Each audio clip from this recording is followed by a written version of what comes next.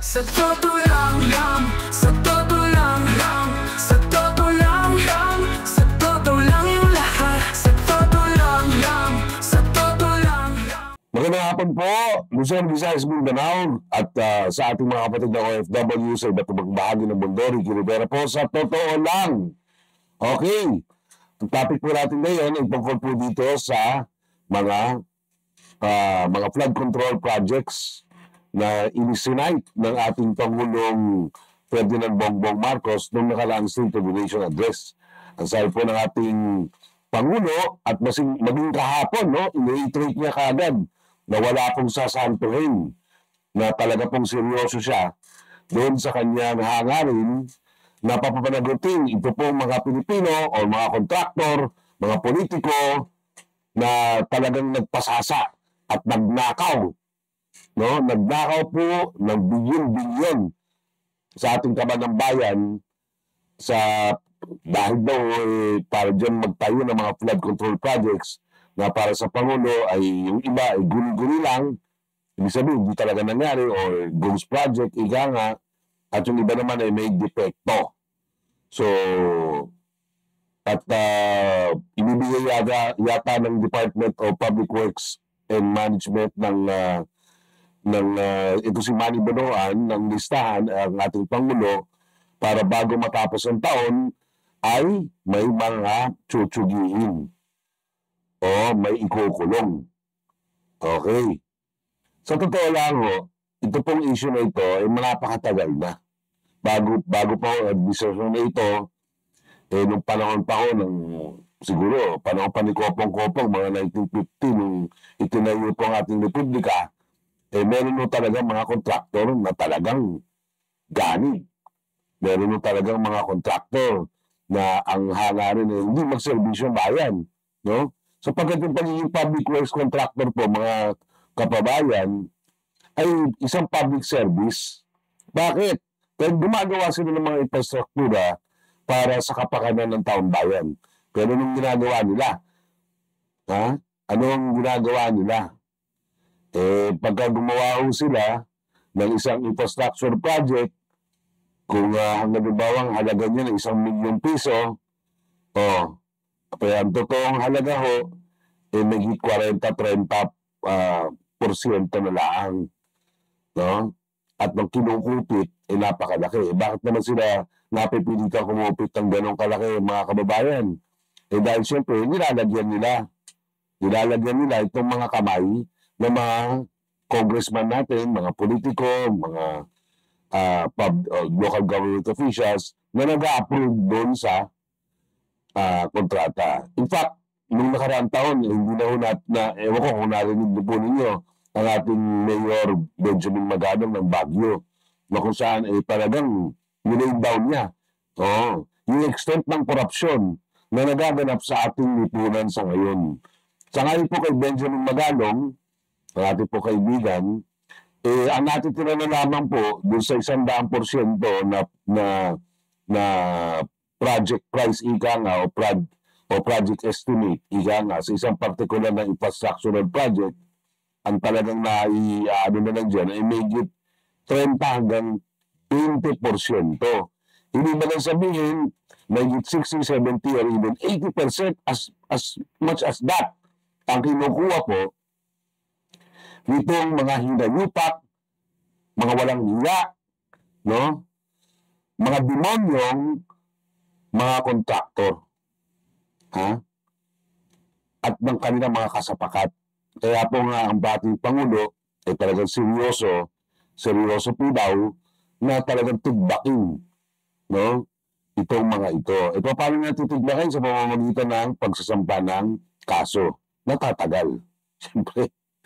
At yung mga demonyo na yan, siyempre nakahanda yan. No? Nakahanda din sa kanilang pagbayad ng mga abogado. Nakahanda para sa bayad sa mga huwes. No? Na siyang magbayad dun sa, I hope, sana hindi totoo, no? Pero pagbabayad dun sa mga justices, halimbawa ng sandigan o kaya ng ombudsman. No? I hope hindi totoo yan. Pero kung magkagayon man, no, sa ating experience, higit sa mga nagkukurakot at ng mga tiwali ng mga tao, tumatagal yan ng taon bago sila mapunta sa malamig na rehas na bakal, higa nga. Pero kahit papaano naman, talagang may mga napaparusahan at gumagawa naman po talaga ng kanilang function ang sandigan bayan.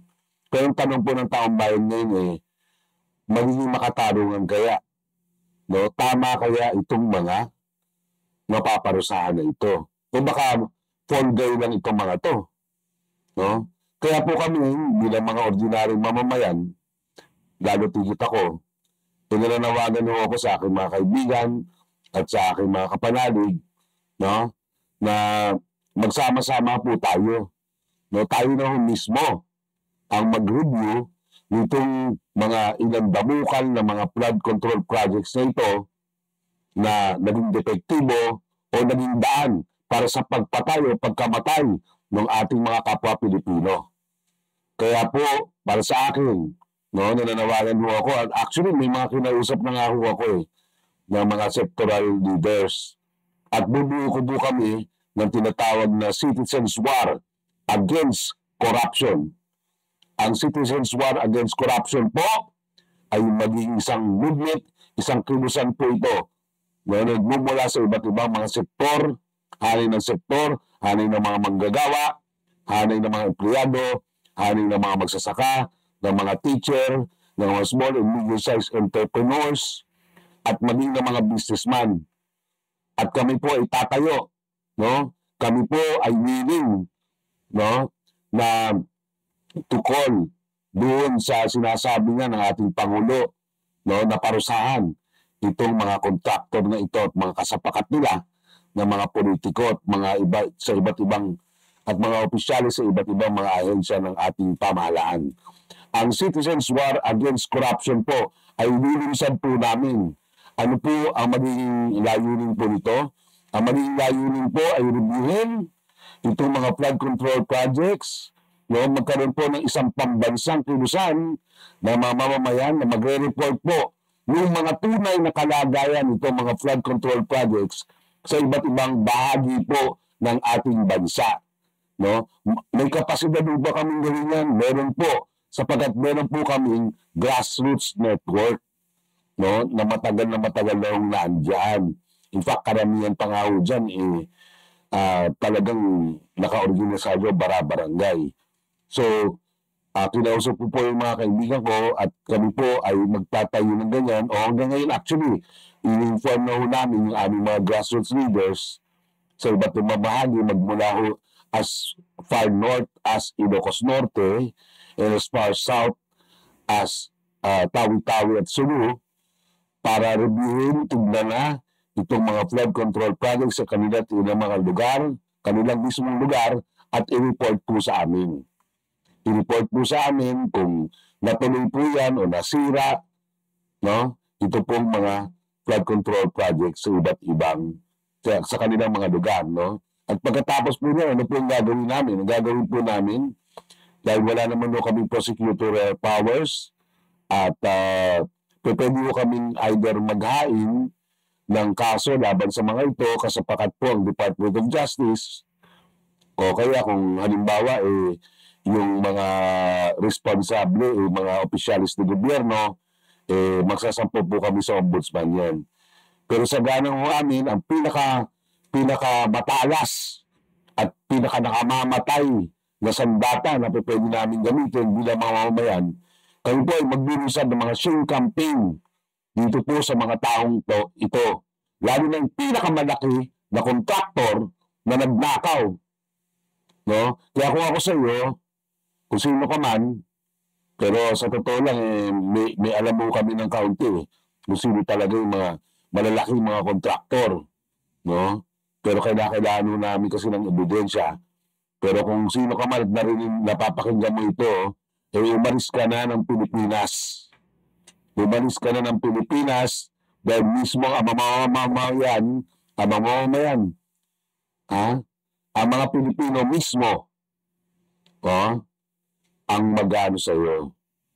Okay, at kanina nga ho lang din, may balita ko rin, ang ating Senador Erwin Tulfo, pumunta nga sa pulpito ng Senado at pinaimbisigahan din itong mga taong ito.